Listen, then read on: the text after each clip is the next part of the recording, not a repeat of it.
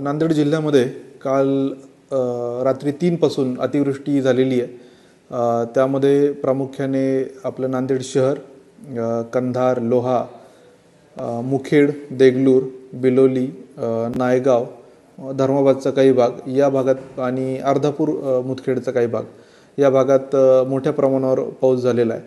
आणि त्याचसोबत निजामाबादकडून येणारा जो डिस्चार्ज आहे आणि आपल्या जिल्ह्यामधले सर्व प्रकल्प, मोठे, मध्यम, छोटे प्रकल्प, छोटे मोठे नदी, ओढे, नाले सर्व ओव्हरफ्लो होत असल्यामुळं नांदेड जिल्ह्यामधल्या अनेक गावांचा संपर्क तुटला होता आणि काही गावांना पुराच्या पाण्याचा वेढाही पडला होता.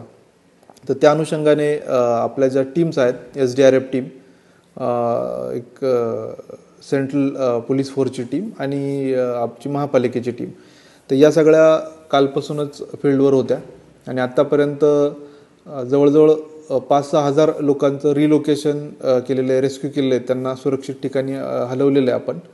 आणि आत्ता पण ज्या ज्या ठिकाणी धोकादायक परिस्थिती आहे अशा ठिकाणी आम्ही टीमचं सगळं नियंत्रण करतो आहे, त्या ठिकाणी पाठवतो आहे. सुदैवाने आता पाऊस थांबलेला आहे. आपल्याला 1 वाजेपर्यंत ग्रीन अलर्ट आहे आणि त्याचसोबत पोचप्पाड जो डॅम आहे आपल्या तेलंगणातला, आपलं गोदावरीचं आणि मांजरा, मन्याड आणि लेंडी नदीचं सगळं पाणी पोचप्पाडमध्ये जातं आहे. तर तिथून पण जो डिस्चार्ज आहे तो 3.5 लाख होता, तो जवळजवळ आता त्यांनी 5.5 लाखापर्यंत नेलेला आहे. तर त्यामुळेही मोठ्या प्रमाणात तिथून पाणी विसर्ग होतो आहे आणि त्यामुळं आपल्याला रिलीफ थोड्याच वेळात मिळेल असं अपेक्षा आहे. परंतु आता नांदेड शहरामध्ये ज्या घरांमध्ये पाणी घुसलं आहे तर त्याचं रिलोकेशन करण्याचं किंवा तात्पुरतं त्यांचं स्थलांतरण करण्याचं काम महापालिकेच्या टीमकडून चालू आहे.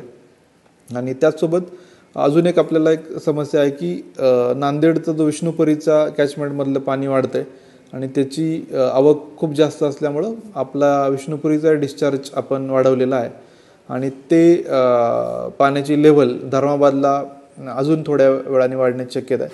त्यामुळे आपण एक 3-4 गावं आहेत तिथं, या मनूर आहे, संगम आहे, तर त्या गावांमध्ये SDM आमचे सध्या हजर आहेत आणि आमची SDRFची टीम पण आम्ही रवाना केली. तर तिथं आम्ही लक्ष ठेवून आहोत. बाकी परिस्थिती नियंत्रणात आहे आणि आपल्या माध्यमातून मी आवाहन करतो की या निमित्ताने जे गर्दी लोक करतात पूर पाण्यासाठी किंवा धोकादायक ठिकाणी जी गर्दी आहे तर ती बिलकुल आपण करू नये. अत्यावश्यक काम असल्याशिवाय आपण घराच्या बाहेर पडू नये आणि कुठल्या प्रकारच्या अफवा पसरू नयेत. विशेषतः बऱ्याचदा ते व्हिडिओ सर्क्युलेट जे केले जातात ते कधीकधी आपण खात्री करूनच समोर पाठवावेत. कधीकधी ते जुने व्हिडिओ पण असतात पुराचे, त्यामुळं अननेसेसरी पॅनिक तयार होऊ शकतो. तर आपण प्रशासनाची खात्री करून संपर्कात राहूनच या गोष्टी कराव्यात. बाकी अजून आपल्याला ॲडिशनल टीमची गरज लागेल. या अँटिसिपेशनमुळं आम्ही आर्मीची पण टीम बोलवली आहे, ती ऑन द वे आहे आणि संध्याकाळपर्यंत ते पण आपल्या मदतीला येतील. तर सद्यस्थिती अशी परिस्थिती आहे.